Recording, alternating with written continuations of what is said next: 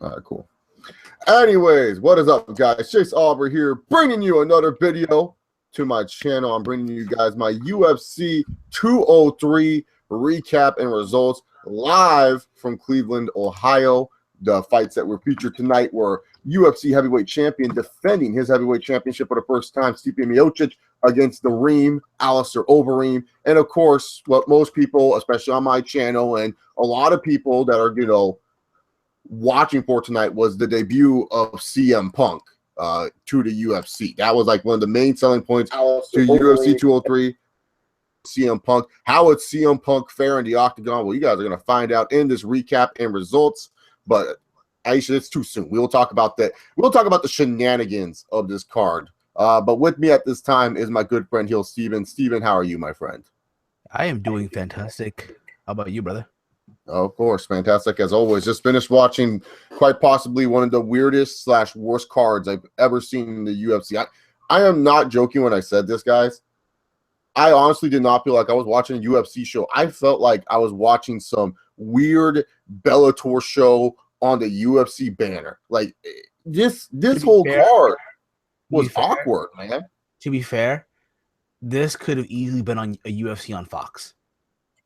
Easily. Yeah, I know. This would have been bad if this was on a Fox card. I mean, this card right here, not only like it was just bad overall, it just wasn't entertaining. Like nothing really delivered. It was just like we got weird stuff going on, afterwards. And it's funny, we got some pro wrestling stuff going on after most of the other fights besides the CM Punk fight. The CM Punk fight, really nothing crazy went on after that. But we'll get started talking about the first fight of the evening. Steven, did you watch the whole card, or tell me, just be honest, did you watch the whole card? I watched the whole card. I did. Overall, I did. So this was the only normal fight of the night. Jessica Andrade taking on Joanna Calderwood in the strawweight division. Andrade moving down from the bantamweight division to fight in this division.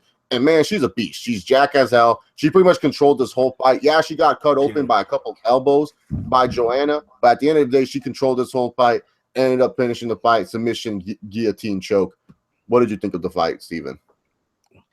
Again, like you said, an amazing fight. Andrade, again, moving down a weight. Looked amazing. She looked big.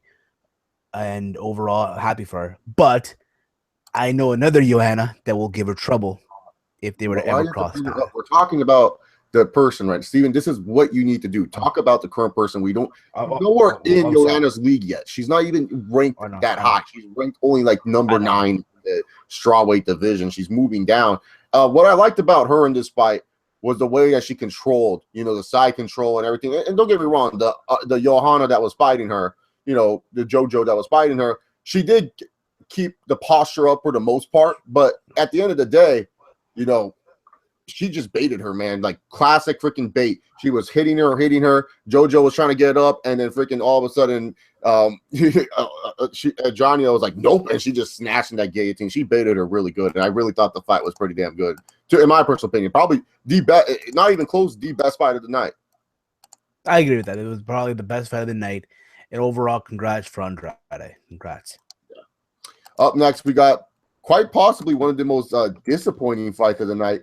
Jimmy Rivera taking on Uriah Faber. Now, a lot of people who probably watched this card tonight probably knew who the fuck Uriah Faber was, because let's face it, when it comes down to like people who are casually watching MMA and who casually watch UFC, Uriah Faber kind of a big name. Like, people know who Uriah Faber is. I mean, WEC was like carried by Uriah Faber, and that's when UFC was starting to get popular. WEC started to get popular, and Uriah Faber was kind of like shoved down your throats as golden child. And then afterwards, when the UFC first got their Fox deal, oh man, it was like Uriah Faber was like featured every 5 seconds. Like every commercial was like, oh yeah, man, it's all about Uriah Faber. So Uriah Faber, people knew who he was, but no one knew who about Jimmy Rivera at all. Jimmy Rivera, of course, on an 18-fight win streak, impressive enough, only 19-1 in his MMA career at the young age of 27. Guys hitting his prime. But this fight, Uriah Faber versus Jimmy Rivera, dude, Uriah looked like trash. Uriah Faber did not look like the Uriah Faber you're so used to seeing just no good movement at all, barely any pace from him. He tried for one takedown, got stuffed, and Uriah Faber gave up. Uriah Faber, I knew back in the day, he would not give up after getting stuffed by one takedown. Uriah Faber would have kept on trucking. Uriah Faber would have kept on going. Like, just watching this fight was just so awkward for me. I was just like, this is not Uriah Faber. And Jimmy Rivera, for as much as like, oh, this guy has a bunch of great KO skills, he was not impressive in this fight. He was like, everyone's gonna be like, well, Chase, he was counter punching. His counters were good, but Faber managed to slip a lot of his counters. It wasn't like he was landing every single counter. And honestly, he should have finished Uriah Faber in this fight. The fact that he did not finish Uriah Faber really disappointed me. And, at the end of the day, like Uriah Faber, he was doing some pro wrestling tactics here, Steven. Hit a low blow, the Ric Flair thumb poke to the eye. Jimmy Rivera couldn't see for the last 3 minutes. Like, this is where the weirdness of this card started. So, like, a fight that you thought had so much action into it, where Uriah Faber, Jimmy Rivera, you thought fireworks were going to explode. This was going to be like UFC like 202. It's going to be a good card. This really set the night up for what this card was going to be about, and that's just some weird shit happening. What did you think about the fight? I thought overall Uriah wasn't himself. Let's be real about it, though. If you can be honest here, he hasn't been the same ever since that Dominic Cruz fight. Hasn't been the same. No, let's face it. He hasn't been the same. He hasn't been the same. Granted, I feel like he hasn't been the same since he got his ass kicked by Renan Barão, to be honest. That too. I think it's one of those things, you destroy Uriah Faber, it's unfortunate. Again, like you said, he's the face. He was the face of the WEC, the face of, I guess, the lightweight division, or the lighter weights, if you will. His age, dude, 37 years old, and I think age finally getting to him. Do you think, though, it's time for him to hang it up, though, in your honest opinion? After tonight, yeah, he got to hang it up, because, like, normally when, like casuals are most watching UFC tonight because of CM Punk, most people, like, when they know Faber's fighting someone that's not the champion, a lot of people expect Uriah Faber just to run through this person, like expect Uriah Faber just to really beat some ass. You know what I'm saying? So it's like the fact that he looked so bad, like I said, he gave up after trying one takedown. That's what Uriah Faber did. That made no sense to me, man. How the hell did he give up after one takedown? Uriah Faber, I knew, would have kept on going for another takedown. So, yeah. But this versus Rivera, though, what do you see next for him? I honestly, I think you should hang it up, to be honest. Like, no, I loved your California kid, cool guy and everything like that. Met him before. But, dude, like, he's not going to get title shot anytime soon. And no one's going to be interested in seeing Faber versus Cruz 4. I don't think anyone wants to see Faber versus Cruz 3, to be honest. Like, no, who's going to be really interested? I'm talking about Rivera. Oh, Rivera, most likely a title shot, unless Cody Garbrandt trash talks his way over him. That's the only way. Because Rivera wasn't impressive, so maybe you want to give him someone in the bantamweight division that can kind of give him a little bit of a challenge. But like, probably have to say Barão. Cody Garbrandt and huh? I was gonna say Barão, but then I remember Barão now. He's not. Yeah, no, Barão's a featherweight now. Barão's a featherweight. Barão's not fighting there anymore. So maybe Cody Garbrandt and Jimmy Rivera. Cody Garbrandt's going to be all like, because go with the whole pro wrestling theme for this. Cody Garbrandt's going to be like, oh man, I got to get revenge for my grandpa getting his ass kicked. And so this the storyline set, and then you get Cody Garbrandt getting his ass kicked by Dominic Cruz. Sounds good to me. So maybe that's next for Jimmy Rivera.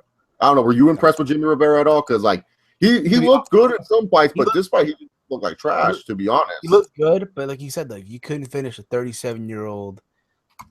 No longer in his prime, Uriah Faber. I mean, come on. Yeah. No, dude, like that's what I didn't get. Like, he was just like, it was like a weak performance for Uriah Faber and Jimmy Rivera, because Uriah Faber was literally standing there and giving Rivera what he wanted. Not only that, but there's a blueprint though. Aldo did it back in the day with the kicks. You kick the leg, it's pretty much all downhill from there. He had him kicking with the legs, but just couldn't finish it. Yeah, he just didn't finish it. So Uriah Faber ends up losing, and that's how it is. Worst fight of the card, terrible card. And then afterwards, we get the fight that everyone's talking about. Now, I want you guys to share this on Twitter if you guys haven't already. I really want people to come in and watch this. I know this is not as popping as the McGregor and Diaz live stream, but I still want a lot of people to watch as we talk about the debut of one CM Punk inside the octagon. CM Punk taking on Mickey Gall. I'm even wearing the shirt. Steven's wearing a CM Punk shirt to support Mr. CM Punk. They called him CM Punk the whole time, man. They just called him CM Punk. So I'm surprised. I'm CM Punk. I'm asking you a question. Did you, because it's been a while. It's been a while since we heard it. Did you mark out, like, did it bring you back memories when you heard the personality? I was gonna lead up to that, Steven, but since you kind of just went there, we'll just talk about it anyways. No. But yeah, no, when CM Punk came out, I'm sorry, being a wrestling fan, if you guys don't know, if you guys are just MMA people on my channel, everything like that, I am a pro wrestling fan. This is mostly a pro wrestling channel, but I am a big UFC fan too. I do a good job. I like talking about UFC, and I feel like I do a good job talking. And CM Punk come out to the Cult of Personality, I did mark out. Keyword wrestling term there, marked out. I was hyped. I was like, man, I just want CM Punk now to go on the canvas, like brush it off a little bit, yell it's clobbering time, and do the whole backwards scene. You know what I'm saying? I wanted the whole shebang, man. I wanted the whole entrance for CM Punk. I think all of us did. All of us did. Like you saw him with the hoodie on, like, oh my god. Yeah, dude, the hoodie was on. It was like Cult of Personality. Like all I was missing was like Justin Roberts saying from Chicago, Illinois, see. And then you saw him turn around, like, oh my, he's about to do it. Yeah, I thought he was gonna do it too. I marked out. Like, I don't care what anyone says. Like, it was weird. It was like at first it was weird because it was just like, like I'm so used to him coming out to a wrestling ring, and then all of a sudden I see him like entering this octagon contraption, and I'm like, oh my god, like this is so weird seeing CM Punk entering an octagon. Like, what the hell? Mickey Gall entering with "Hey Mickey," douchiest move of the year. Not gonna lie. All the people are like, "Oh no, it's cool. It's his name." I'm like, no, I'm sorry. No, it was. If I'm a fighter, I want a song that's intimidating, something that's could strike fear to the opponent's eye. This just makes me laugh at you. Yeah, right. It makes me think you're such a tool. Like, here's the thing: CM Punk is a dick, but at least CM Punk will admit that he's a dick. While Mickey Gall, it's like he tries to come off as like, yeah, man, I respect everyone, but dude, he's a dick. Yeah, he is such a dick. So it's like whatever. But time to talk about the fight. This was literally the fight. So introductions, everyone's like, not gonna lie, this fight, like the crowd was, besides the main event tonight, this crowd was so lit up for this fight, man. Like they were just going ape shit. So CM Punk goes. He's looking to go for a strike, like literally, like CM Punk is like, he's not afraid. Like you can tell CM Punk's like, hey, I'm here to actually fight, because this motherfucker like walks at Mickey Gall like it's nothing. Like, yeah, man, we're gonna go fight, and it's like Mickey Gall's like, nope, we're doing it my way. And so Mickey Gall goes, takes them down, and this is where probably a lot of people who just watch pro wrestling and not MMA, they probably were pissed off at this part, but this is part of the fight game. You got to deal with it. Yeah, I do kind of wish CM Punk and Mickey Gall traded. Yeah, absolutely. And pretty much, Steven, I said it on Twitter, the fight was like his WWE career, and how ironic that it was in Cleveland where he last was with the WWE and he ended up walking out. It was so ironic how this fight turned out. So Mickey Gall the whole time just beating up, like massacring this fool. CM Punk was just getting his ass kicked, and then all of a sudden, like it would seem like Punk had a chance. It feel like Punk was going to break that proverbial glass ceiling and be the star that we wanted to be the hero and everything. And then Mickey Gall's like, nope. Oh, just destroyed CM Punk, absolutely massacred him, put him in a rear naked choke, and then it was all over. Punk tapped out. He quit, just like he quit in the WWE. He was done. It was all over in Cleveland. Mickey Gall won, and that's just how it was, man. And after the fight, Joe Rogan asked Go, what's next? He's like, Sage Northcutt. Well, Steven, can we talk? I wanted to ask you about. I'm sorry. We're going to talk about that later. Yeah, Steven, you got to get into rhythm, homie. Got to get into rhythm. Sorry. Get into rhythm. It's been a while, okay? It's been a while. Got to get into rhythm. But what did you think about Mickey Gall? Obviously, he was facing CM Punk, who only had 2 years. And look, I get it. People are going to be like, especially some of the CM Punk fans are going to be in the comment section. Like, you got to respect him, though, Chase, for doing it. Yeah, of course. No one's taking that away from him. Sure. Yeah, I'm not taking away that he did it. But 2 years. 2 years, though, deep down, you're still not ready in 2 years. Yeah. You're not ready. He's 37 years old. Certain flexibility is not going to, be there for you anymore. Exactly. Like, look, cool that he did it. But do I need to respect him? Do I need to say like, hey man, I respect CM Punk? Most people want to do like stop. You don't have to defend him. He lost. Just understand and accept. It's okay. It's okay. Exactly. Listen, I'll say this overall, okay? And this is what I'm taking out of the whole thing, okay? From a wrestling fan perspective, of course. The fact that we got to hear him walk out the cult of personality after so long, that was just a mark-out moment. That's what I'll take from it. I'll remember. Besides him getting, what happened, but that will take like, okay, so mark-out moment, that in itself is a win. You know what I mean? In the same building where, hey, he walked out. But nonetheless, like we said, though, 2 years, it wasn't enough. Mickey Gall, to be fair here, he did exactly what any of us would have done. Yeah. Let's be fair here. The same thing if we gotta go back in time with Randy Couture did with James Toney. Same thing. Took him down, pounded him. Exactly. He even Punk said in the post fight that it's not the end. He shall return. He's going to return. Like CM Punk is on a multi-fight deal. Everyone's like, oh, this is it for him. But like, look, yeah, did he lose? But guess what? At the end of the day, the UFC still wins because people are still going to pay to see this guy fight. That's what people don't understand. At the end of the day, win or lose, however successful CM Punk is, at the end of the day, the UFC got him, and the UFC are using him to make money and be successful as a business. So really, to be honest here, like, UFC are not losing in this investment. They're still going to make a lot of money off CM Punk. Everyone now is jumping on the whole all respect CM Punk bandwagon. He did good and everything like that. Everyone's also doing the whole, well, Lesnar, did the same thing. He lost in his first fight, so it's okay for Punk. There's still time to bounce back. Well, Punk, Punk. Brock actually had a fight before in the UFC, and then later on lost his debut in the UFC. But that's just how it is. At the end of the day, UFC's making the money. And there's so many stories that you can turn with this that it's just brilliant because, yeah, CM Punk lost the fight.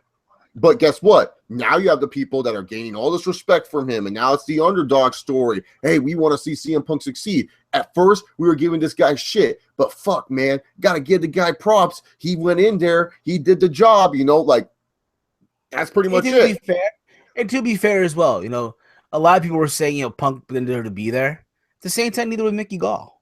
To be fair, 2-0, like no. I say this on Facebook when they had the pre-fight press conference. I said it on Facebook. I don't know if you caught it or not. Punk was a 37-year-old guy that looked like he was 47.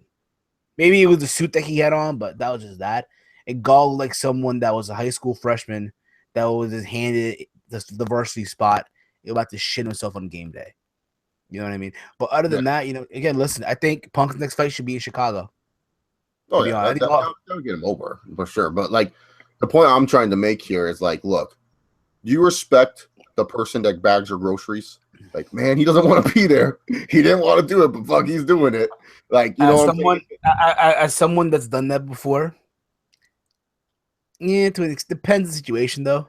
Like, if you're gonna, but I'm saying like, because everyone's like, well, Punk did something that like none of us would do. None of you guys would want to bag groceries. None of you guys would want to freaking do half the job but anyone want to take a welder underneath the ocean. That's what I'm trying to say. It's like cool, CM Punk did it, but I don't understand this whole respect CM Punk. He did it. He went in there. No one else would do it. Like, yeah, I want to do it because I'll admit, I don't want to fucking get hit. I don't want to get fucked up. I got punched before a couple of times, man. I've been in fights before. I don't like it. It's not fun. I'm like, I like watching them because they get me all freaking and shit. But like, I don't want to be punched. I don't want to do that. So why should I be like, I respect him? Would any of you want to take out the grease trap? I mean, I don't think I would. That's a story another day. Though. Yeah, no, exactly. None of y'all will do that. See, that's what I'm trying to say. Like, I'm not trying to be an asshole about it. Like I said, congrats to CM Punk. He entered the octagon and he got his ass kicked. Exactly. But like, back, supposedly so. The point I'm putting out is like, I don't like when people say no one else would do this. I'm like, but no one else would do anything else in this world either. So what's the point? I mean, depends. Listen, if the UFC offer you X amount of dollars, hell yeah, I'll step in there. I want to do it for money. Fuck that shit. I'll be like, I'm not trying to get my ass kicked. I know. But into that, listen, we'll see what happens in the future. I think if anything, if Punk is to fight again, just highly unlikely, but who knows at this point, right? I say in a year from now. Yeah, A year from now, you know, a big UFC card will probably be coming up. Like the next big UFC Chicago card, you're going to put CM Punk on there. So, you know. Exactly. Fine. And after that, Norcut wants to fight Norcut. Yeah, honestly, so Mickey Gall, MJ said, Chase, there's only one word to describe you. Is it SAWFT, soft? Because I don't give a fuck. Anyways, so Mickey Gall called out Save Northcutt after giving like the most douchebaggy speech, like saying fuck hate, fuck this, fuck that. Like too many F words, man. Like way too many F words that he needed to bring. But yeah, he said he wanted to fight Sage Northcutt. I'm about it. Sage in 4 or 3. Sage in 3. I mean, sure, put that on UFC on Fox. That sounds like a good fight for UFC on Fox. You know, maybe put a Paige Van Zandt in that card too. Sure. Like I said, Sage in 3. He'll beat him. Sage in 3. I actually think Sage Northcutt would win that fight. I don't know. Sage Northcutt's not really that good on the ground. I don't know. It could happen, Devin. Like Mickey Gall's more of a ground fighter. I know. So why were you saying Sage in 3? You gotta give me. You gotta give me something, Steven. You gotta tell me why you say Sage in 3. Don't think about it. Just Sage in 3. I don't know. Because decision. It goes. No, what about it? Like, it goes to decision. It goes to decision. So much better than Mickey Gall. He's more humble. No, Steven, I'm talking from a fighting perspective, dog. From a fighting perspective, what would give Sage Northcutt an advantage over Mickey Gall? Because right now, the only thing I have an advantage for him is that he's a better striker. Height and reach, I think. Just a height and reach, to be honest. But, okay, height, I think Mickey Gall's taller than him. And Mickey Gall's also bigger than him. Well, then that changed the whole perspective. Okay, then. I mean, we'll see, though. Come on, Steven. You gotta bring something to the table, dog. I guess like a wrestling fan, like, yeah. You're rusty when it comes to MMA talking right now, dog. It's been a while, bro. It's been a while, bro. I mean, let's be real about it. I think all of us are still, like, in shock. Like, damn, he actually did it. Let's be real about it. I'm not in shock at all, Steven. I'm not in shock at all. I saw this coming. We all saw 90% of the people saw CM Punk getting his ass kicked. Like, I'm not shocked at all. Like, at all. I'm sitting here trying to break down the fights. I know. I hear you. Yeah, so anyways, moving on forward to the next fight. Co-main event of the evening, Fabricio Werdum versus Travis Brown, aka Steven likes to call him Travis Rousey. Fabricio Werdum started off the fight with a flying ninja kick. Weirdest shit I've ever seen. I was like, what the? Oh my god! So a flying ninja kick by Fabricio Werdum. And then the rest of the first round was pretty much Werdum and Travis Brown just killing each other. It was like a fun, intense fight. You're like, oh man, dude, some heavyweight brawl action. Sweet. This is a great way after watching, CM Punk getting beaten down like that. It's good to see like a close, even fight. Travis got some good shots in. Fabricio Werdum got some good shots in. And then afterwards, Werdum looked like he was about to finish it with the rear naked choke. It's funny enough, like I was like, I had a tweet ready where I was going to tweet out too soon for Fabricio Werdum. People are still trying to get over CM Punk and everything like that, but almost a rear naked choke, man. Almost a rear naked choke for Fabricio Werdum. And then the round ended. And then afterwards, the rest of the fight continued. And this was like watching two turtles trying to hit each other, man. I don't know if you've seen turtles ever try to fight before, but dude, it was like they gassed themselves out in that first round. And it was just them looking. It was like that Kimball Slice and Houston Alexander fight where they were like circling around. We're going to throw some punches every once in a while, but nothing really is effective. Nothing looks like it hurts. It was just like, it was just so awkward. It was like an awkward dance that they were doing. I was just like, Yeah, Flame Gaming TV, we did talk about CM Punk. We talked about, we went into a full detail about CM Punk and everything like that. But I'm talking about Fabricio Werdum versus Travis Brown. I'll answer any CM Punk questions and your guys' MMA questions in the comment section in the chat. So just leave some questions and make sure you guys give this video a thumbs up. But, yeah, so Travis Brown and Fabricio Werdum got tired and they didn't deliver. And then after the fight, Fabricio Werdum was celebrating, and Edmund, Ronda Rousey's trainer, famously known as Ronda Rousey's trainer, now trained Travis Brown, was talking some shit, and then Fabricio Werdum goes and kicks him. And so, like, this is like the weirdest thing ever. Like, you would see this shit back in Strikeforce. You see this shit sometimes happen in Bellator from time to time. But I'm like, Dana White and UFC are very strict about this. This was like some WWE shit I was watching. Like, they're trying to set up some Edmund fight with Fabricio Werdum or something. And Edmund's not even a fighter. He's just a lame trainer that rode off the coattails of Ronda Rousey. Let's call it how we see it. That's what he did. And Fabricio Werdum goes and attacks him, and pretty much that's like a dick move. Like, no offense, like Edmund's a dick in his own right, but you can't be attacking no trainer. This guy is not a fighter. He's training. He trains the fighters. There's a difference. Not for nothing, but he's not a good trainer at that. He's not even a good trainer. Well, were you not paying attention to what I was saying that he rode the coattails of Ronda Rousey? I know, but I want to add that he's not even a good trainer like that. Like, you know what I mean? Yeah, no, I said he's not a good trainer. I already said that, Steven. Maybe if you got off your phone, you would be able to hear me. But yeah, it was like the weirdest thing ever. And then afterwards, Werdum was all like trying to be humble, and it was just like, dude, you can't, like, no offense, I'm so sorry for his losses and everything like that, but like, you can't just do a dick move like that and be like, yeah, man, dog, you know, like, if you're not feeling that well or something, just tell us, just let us know, like, because like, that's like someone at work taking a swing at me, and then afterwards I'm like, yo, dog, what the fuck? You try to punch me out and everything. You're pissed off at me. What I do? And then like he's like, sorry, man, I'm having a bad day. It's like you can't just like go like, oh, like pull like a sympathy card after doing that bullshit. That makes you more of a dick. Like, I'm not gonna trust you with that. It was absolutely ridiculous. Like I said, sorry for his losses, but still. I think what it is too. I think Fabricio finally realized, I think, yo, like his time is coming to an end as well. Think about this too. You know, the heavyweight division right now, and the way it's stacked right now. And well, yeah, it's pretty stacked. He's not getting a rematch anytime soon. No, he's not. Especially after this performance and the way Kane looked. Yeah, he's not going to get an automatic. Like, he's not going to be next to the line for Stipe at all. So anytime soon. So I think honestly, it's one of those things now where his time is almost coming to an end. Well, is his time really coming to an end? Because heavyweights can fight for a longer time. Look at Couture, Sylvia, Nogueira. I mean, he still has like the strong jiu-jitsu game, so I don't think like it's going to end anytime soon. I mean, could be. Like, maybe remember he has back problem. He has back problems as well. He had back surgery, so I mean, yeah. Who's to say? But I don't think his time is coming to an end. Like I think maybe in the like him being a long reigning champion, sure, but I still think he could possibly win another championship because like here's the thing, Stipe, and we'll get to it in a moment, still has to go through Kane. So, yeah, that's another hurdle. That's a whole other hurdle right there.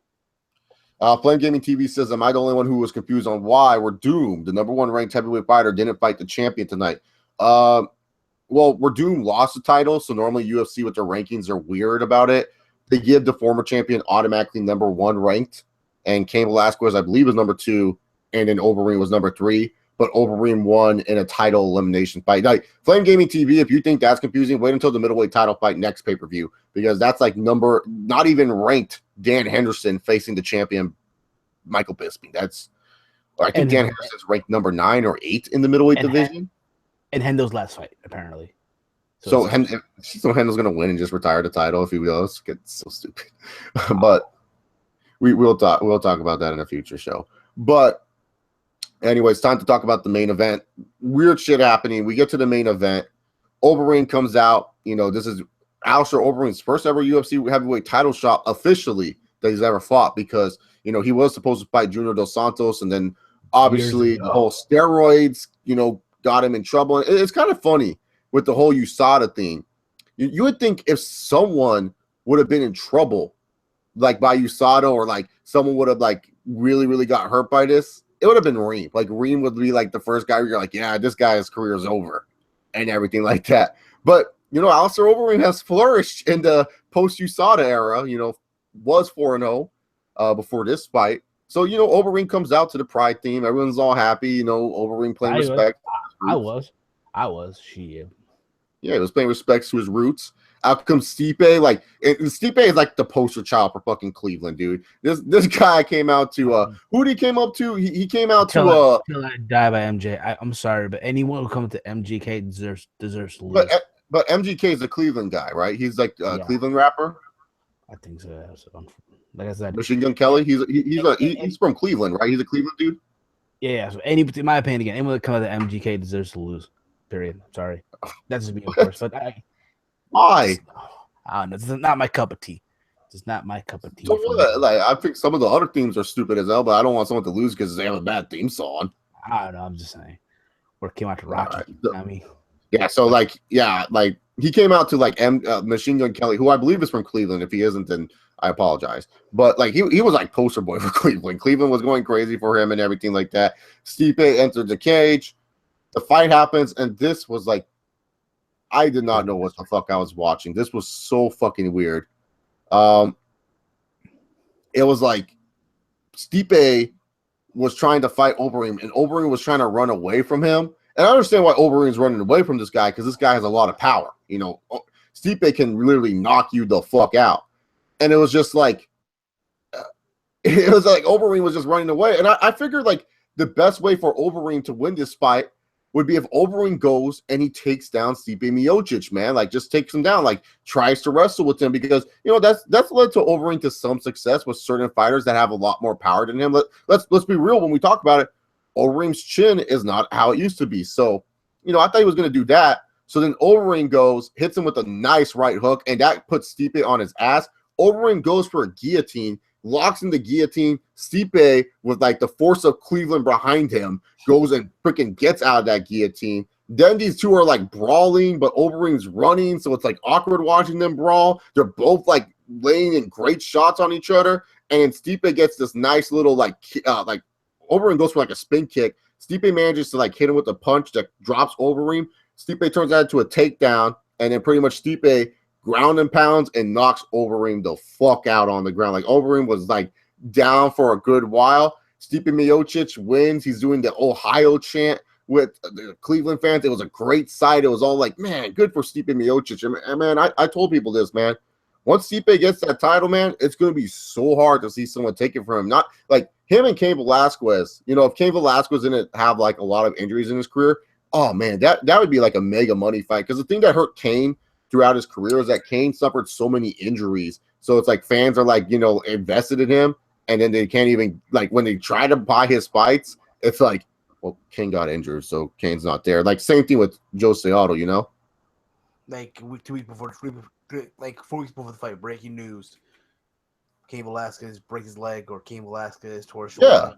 Yeah, Cain always gets injured, so it's like it's hard for you to really like be invested in Cain Velasquez, because it's like, oh yeah, you know, like the guy's great. Like, don't get me wrong, Cain Velasquez is one of the best fighters in the world today, but it's just like, dude, he always gets injured. So, Exactly. So Stipe Miocic beats Overeem, and this is where the shit hits the fan. So you thought UFC was over, you thought it was done, and then all of a sudden, Allistair Overeem just does the most insane thing ever. So Allistair Overeem was like, I just want to say one thing on the fight.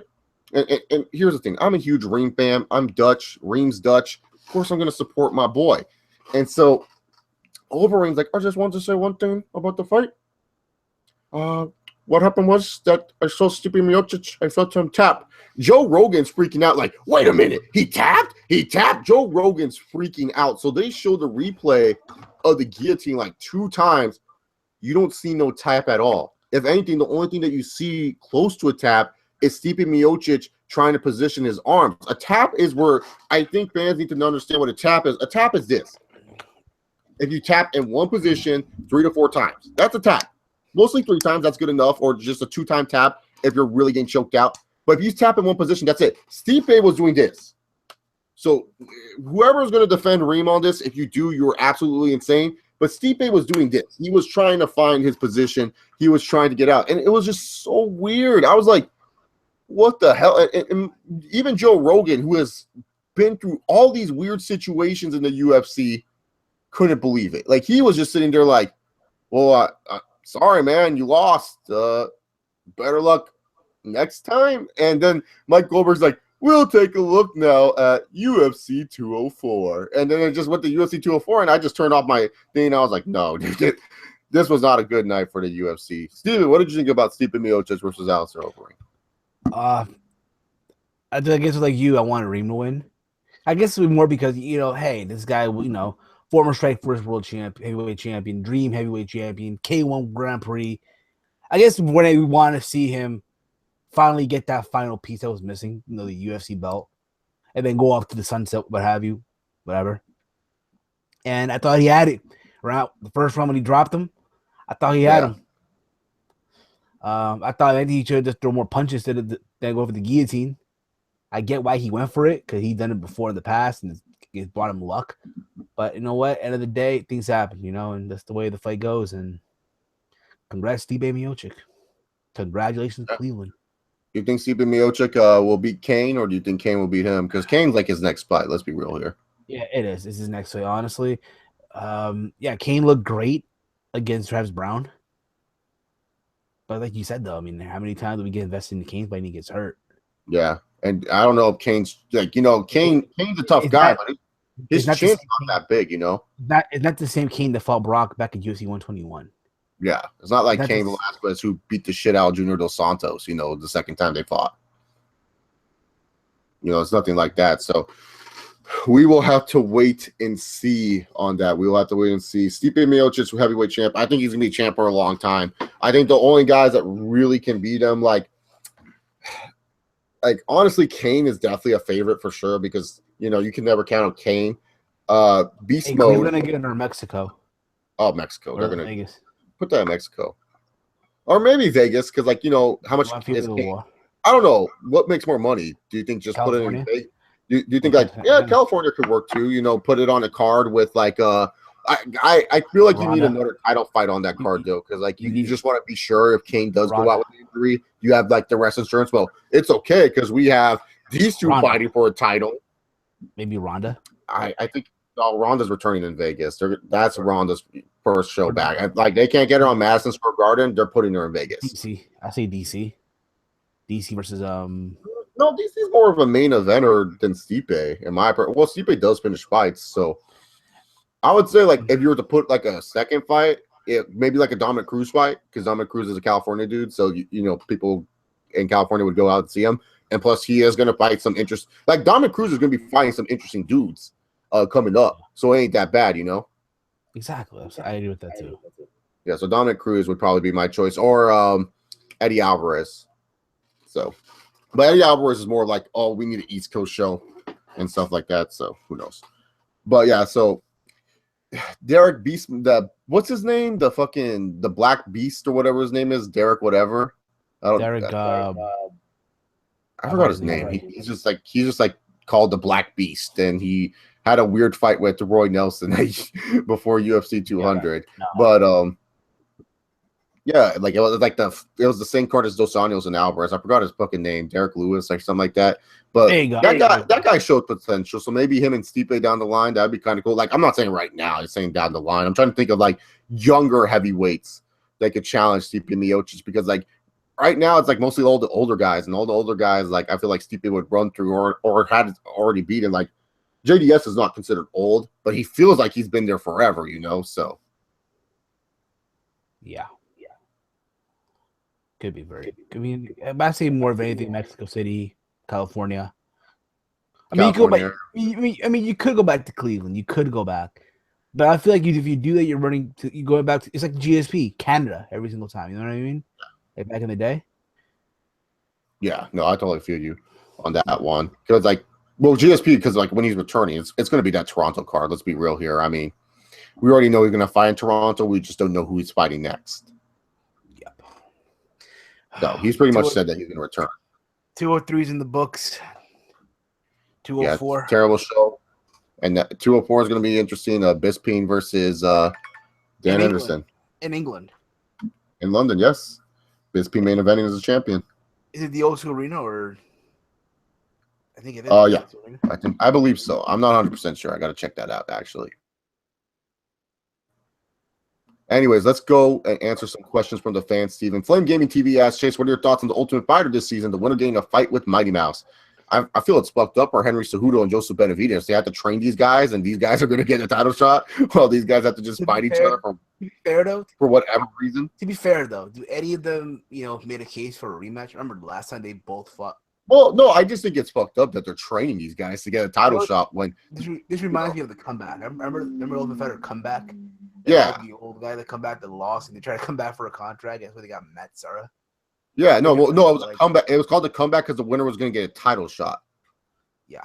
It wasn't like it was guys who were currently in the UFC, but they were fighting for a chance at a title shot in their division, respectfully. Yeah. So that's why it was called the comeback, because like they've been on a slump, and so this was supposed to be like a tournament. But yeah, it's kind of weird because they're grabbing all these random like champion flyweight fighters from many different organizations. Because let's face it, Demetrius Johnson, he was supposed to fight that one dude, but that one dude did not show up at all. Like he was supposed to fight like at UFC 202, but Demetrius Johnson pulled out of injury. And no, 201 he was supposed to fight. He was supposed to fight at 201, pulled out of injury. Demetrius Johnson did. And the guy that he was supposed to fight, he had a really boring fight. All he did was lay and pray on top of his dude. He did nothing. It was like honestly like a terrible fight. So I can understand why they're doing this. They want to try to find a guy that, you know, they can hype up and make you believe, oh, yeah, like, oh, well, he's a champion. He won the title here, so he could stand up to Demetrius Johnson because, you know, Demetrius Johnson's a champion. It's like it's all trying to cloud you to think that Mighty Mouse can lose. And look, Mighty Mouse, he's one of the, you know, he is the best fighter right now. So, like, whether you find him entertaining or not, it is what it is. So I mean, I agree with that. He's not. I mean, if anything, he wouldn't be able to get that Cejudo fight. If he fights, if he keeps fighting like that, which is highly unlikely. But yeah. End of the day, though, I mean, he's like one of the best. You know, he's just like one of the hardest guys to figure out. Exactly. I mean, no, I don't know if he could beat Cruz, but he's pretty good still. You don't think they'll bring the Bellator, you know, strawweight champ, you know, the flyweight champion to this tournament, right? Imagine that. No, are you watching the season, Steven? It's just a bunch of. It's literally a bunch of like Titan FC MMA promotion. Titan FC. Yeah, it's like there's only like a few like well-known MMA promotions in that house. It's just like a bunch of D-League. I'll say their belt designs are very nice. I'll say some of those belts are pretty nice looking. Of course, but I'm not watching the Ultimate Fighter like that, to be honest, because like the flyweight division. To be fair, it's kind of I stopped watching after Ken and Tito. Oh, really? The last season that I watched in full was the Kimbo Slice season because Rashad and Rampage were hilarious. And then I watched like the door. I watched. Actually, the last season I watched in full was actually Rousey and Tate. That was like the last one that I watched because I was like, well, I love seeing Ronda Rousey just get pissed off for no reason. That's why I like her. So let's go see. But the winner getting the title fight, you know, I'm kind of against it because like these guys haven't proven. Like, yes, they're champions in their own right outside the UFC. They want a chance at Mighty Mouse, and I get it. The flyweight division is very thin, but just sign all these guys to a contract. And if you really want them that bad, you know, that's just my opinion. Have them actually fight other UFC fighters first. Who do you think CM Punk's next opponent will be? Honestly, straight shooter, if this was like 4 years ago, I would give you a name right off the bat. My MMA knowledge is not like up. I know you guys probably think that I have like this wealth of knowledge when it comes to MMA and names and fighters and shit like that. It's so hard to keep up with the UFC roster now because it's 10 times bigger. He's honestly going to fight someone who's considered a someone that, you know, they feel like he can beat, someone that has some notoriety as a prospect. And when I mean some notoriety, he barely has any notoriety at all. Just like, 0-0, he did this spin kick in practice and knocked someone out, you know? 1-0. Yeah, 1-0. 3-0, 5-0 max. Like 5-0 is the max of who he's gonna fight, or like a 5-1 guy. Like he's definitely gonna be fighting someone that's on his level. He's not gonna be fighting anyone that's big time, big deal, because like I said, they want to protect that investment. There's a lot of people who are right now invested in CM Punk, and you know everyone's gonna be like, "Oh, Chase, stop looking at this like, you know, as a wrestling fan." I'm not looking as a wrestling fan. I'm looking as a promoter. You know, the best story is the underdog story. Everyone loves the underdog. Everyone loves the fucking loser who comes back and wins. That's like the most beautiful story told in any sport, any form of entertainment, movie, whatever. Like everyone loves that story. Can it get annoying? Yeah, it can, but you want to see people succeed. Like not a lot of people want to see other people fail. You get what I'm saying? So it's like they're not going to want CM Punk to fail in his second fight in the UFC. That'd be absolutely ridiculous. Just make sure it's in Chicago, though. Make sure. Yeah, Chicago would be the best part. Straight shooter. Is Mike Goldberg a better narrator than actually calling UFC fights? No, not really. I like he's okay at both, I guess. Yep. Okay, Weston was trolling in this comment. Chase, do you think it's wise for Punk to become the UFC charity case when he can be a god in the WWE? He ain't gonna become a god in the WWE. What are you talking about, MJ?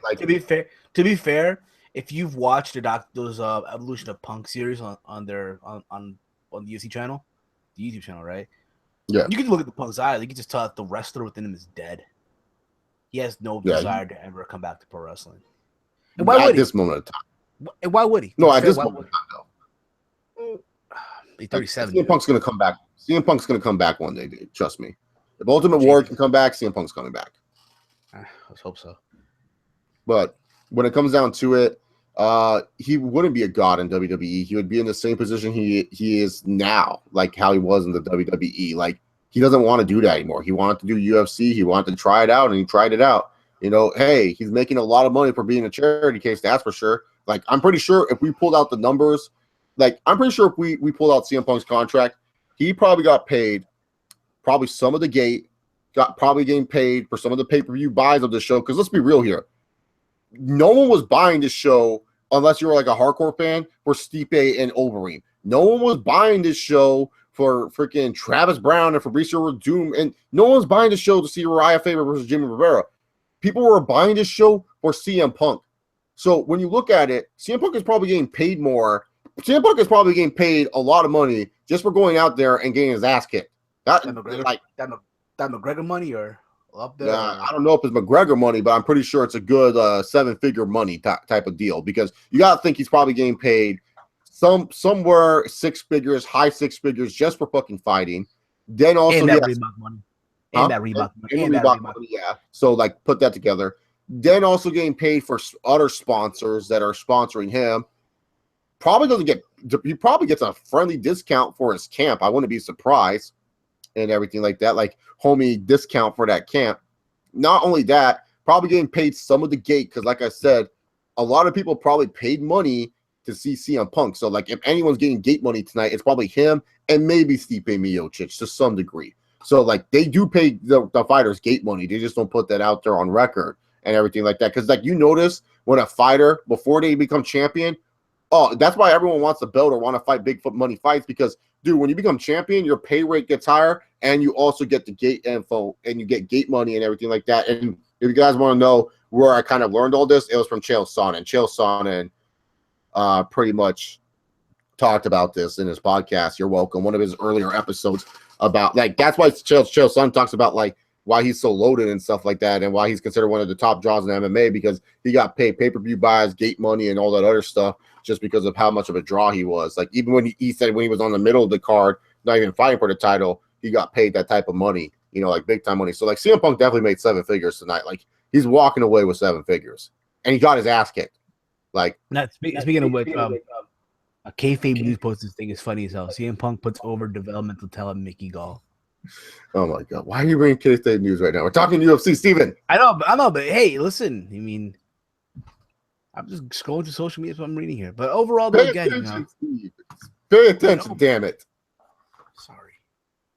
This again, it's hard, but let's be real about it, though. Again, this was arguably the worst card ever. Like you said, people order because CM Punk. Yeah. Let's be real about it. Yeah, no. Well, we're answering questions right now. You can put in an input. I know.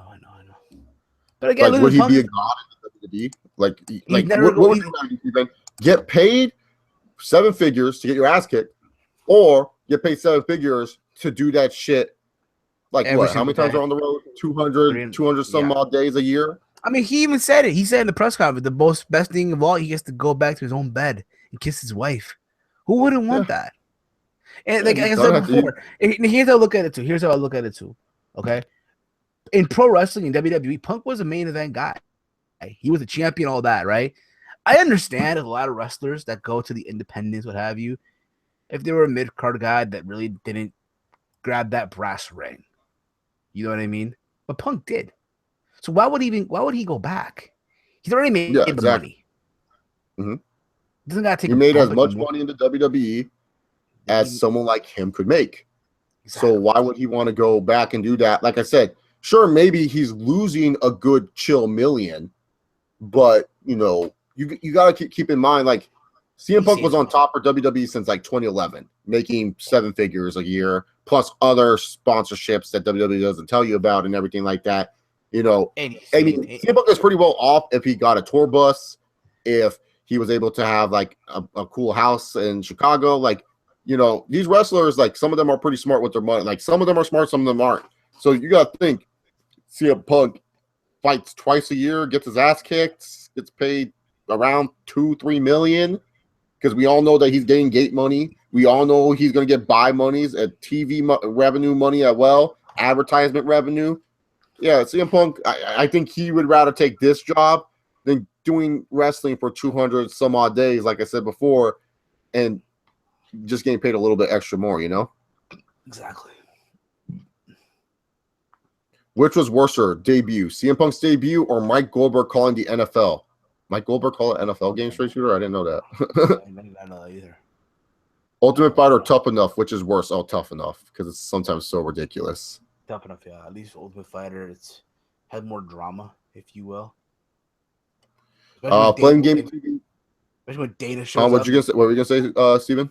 Especially when Dana shows up and goes off on people and crap. Oh yeah, that's like the best. He's like, "Do you want to be a fucking fighter?" and everything like that. Playing gaming TV. Rudiger?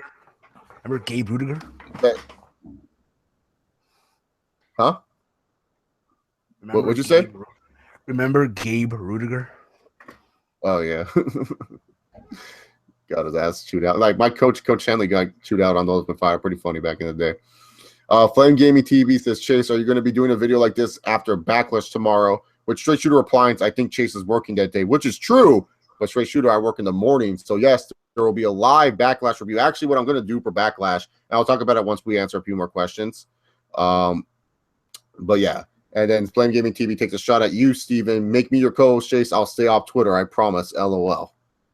Come on. Steve's flipping tonight, guys. This is probably Steven's, no offense, worst performance I've ever seen him in. Sorry. Don't you gotta apologize to the fans. I brought you on here, Steve. I want to apologize to the people. It's been a while. All right. 0-for-2-0-4 be a whole another story. All right. Yeah, but I will be doing a Backlash live review, and here's what I'm going to do. So, since I'm a big AJ Styles fan, and now we're talking wrestling for a bit. So, if you guys are UFC fans and you hate this, understand it's my channel. My channel is more of a wrestling channel. I do MMA videos, yes, but most people know me for pro wrestling. The thing is, with Backlash, what I'm going to do is I'm actually going to have the live stream start before the actual review. And what you guys are going to see is my live reaction to the WWE Championship match. So I'm not going to be sitting on here. I'm going to be most likely on my bed, and I'm going to watch the show, and I'll yell shit to you guys. And I have like the blue snowball microphone, so even from far away, y'all can still hear my loud ass. So you guys, you know, y'all can hear him. You know, y'all can hear me still, so don't worry about it. So I'm going to be doing like a live reaction to the WWE title match. I'm going to set up the stream, like probably like midway through the title match, so y'all don't have to sit there and watch the whole match with me. If you guys want the whole match, maybe I'll just leave a Twitter poll. Like, you guys can let me know now who are actually watching, because most likely you guys will come to watch it. If you guys want the whole match, I'll put the whole match up there. But I'm not going to show the match. I want to keep that clear. The match is not going to be shown. You guys could probably see it on my TV, but y'all ain't going to see shit. I ain't getting copyrighted for this bullshit. So, you know what I'm saying? That's just how it's going to work. It's just going to be me watching the match, just like screaming at my TV, looking back at you guys saying, man, dude, this shit's crazy. And then I'll do the review. I'll say this. Everyone that have said that Punk lost, that wrestling fans, cheer up. AJ wins tomorrow. Yeah, pretty much. Hopefully AJ wins tomorrow. Redwood 316 says, is CM Punk going to stay getting his ass kicked? I think Punk can win a fight. Like, if you watch his training, he's getting better. Like, I don't think all is lost, you know. I think he can win a fight for sure. I don't know if he's like, he can't fight. Like, the thing is, you got to find someone that's in his experience range, because Mickey Gall's been training since he was like 15 years old and everything like that. So he had like a huge advantage. Like, you got to find someone that's like CM Punk in a way where it's like, hey, here's this 20-year-old kid. He fucking dropped out of college and thought MMA could make him a lot of money. So let's give him a fight with CM Punk. Give this kid somewhat of a good payday, you know? Yep. So he can definitely win the fight. So it's not like it's all is lost for CM Punk. Especially if you get like a 20-year-old kid who's like really jacked and stuff like that. You're like, yeah, man, we can really hype this up. So, Fresh out pretty of college. cool. Yeah, like fresh out of college, like just really jacked, you know. Yeah, yo, I'm dropping out of school. I'll be a fighter, man. Dana White, sign me. He punches a glass, car door and shit. Breaks the glass. Oh my hand, you see. But no, like this, like some random dude that's like, they're like, oh yeah, he was an amateur wrestler and stuff like that, and like decent as hell at best, like as an amateur wrestler in high school. Like you don't even know his credentials. You're just like, well, you know, he's an amateur wrestler. And the last time Punk fought someone that was good at the ground, guess what happened? So this is a tough test. And CM Punk like stuffs his takedown, and everyone's like, you know, you can do those placebo effects. People don't realize that you can placebo it. Imagine the countdown. This guy was a state wrestler in high school. Mean takedown. Yeah. Can Punk counter the takedown? That's the question. Yeah, like they'll just talk about how he's some state wrestler, and like we're gonna be like, where'd he wrestle at? We're gonna like try to look him up and realize like, oh, he's just a scrub. He wasn't that good. So you gotta understand. You know, that can happen. People are wondering, hey, will Punk ever fight at the top? No, he's not. Punk's fighting scrubs. Understand. He can't fight it. Like if CM Punk started earlier in his career, yes, he could fight at the top. He didn't start early in his career. He started very, very late. So, of course. All right, Steven, I think it's time to wrap this up. Thank you guys very much for tuning in to the UFC 203 stream. Hope you guys have a good one. I'll see you guys tomorrow for WWE Backlash 2016 review. I do the reviews by myself on those, so just wanted to give you guys an advance heads up, especially if you want to join me. No, you can go do your own reviews and have fun, and maybe I'll go watch them. But I hope you guys have a wonderful night. Thank you guys for tuning in to the UFC 203 stream. If you guys like this video, give me a thumbs up. Follow me on Twitter at ChaseAuber68. Steven, where can the great people find you? YouTube.com/HeelSteven. I'll be doing a Backlash review as well. Hope maybe. I don't know. It depends on my schedule. But I'll keep you guys posted on Twitter at HeelSteven. I'll be tweeting during the pay-per-view. So, yeah. All right. Well, that's it for us, guys. You guys have a wonderful night. Enjoy the NFL season tomorrow because I know I am. Let's go Chargers. Win a fucking game. Have a good one, guys. Enjoy your night. Peace.